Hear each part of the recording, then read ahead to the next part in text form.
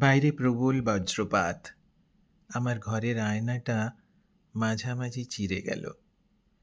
প্রতিদিন নির্জনে যে আয়নায় আমি খুলে দিতাম আমার হাসি, ধীরে ধীরে মায়া জড়িয়ে যে আয়না আলপনা আঁকত আমার শরীরে, আমার যৌবনে, যে আয়নায় সমর্পণ করতাম আমার আদর, সে হঠাৎ ভেঙে গেল।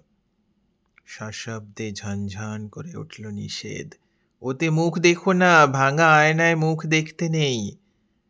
আমি কাঁদলাম, জিজ্ঞেস করলাম, কেন আমার, কেন আমি? তারপর রাত্রি এলো, ভয়ঙ্কর দুঃসহ। আমার শরীর দুমড়ে মুচড়ে গেল একাকিত্বের ব্যথায়। গভীর জঙ্গলের মতো রাত্রি, ঘন মেঘে ঢাকা, কোথাও এতটুকু আলো নেই, আনন্দ নেই। আমার ঘরে আমি ভিন্ন একটাও জীবিত নেই। দৃষ্টি জেলে কোনো রকমে ভাঙা আয়নাটার সামনে দাঁড়ালাম, বিস্মিত হলাম। দুই দিকে দুই আমি, আমার পাশে আমি, মধ্যে তীরে নদী।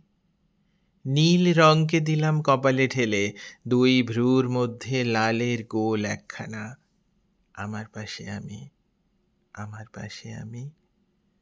আয়নায় আমার প্রসূতি কপাল, গর্ভনাড়ি ছিঁড়ে জন্ম দিল সূর্য। চারিদিকে এত আবর্জনা, ভাঙা টেবিল, চেয়ার, অন্ধকার। আমার পাশে আমি, আমার পাশে আমি।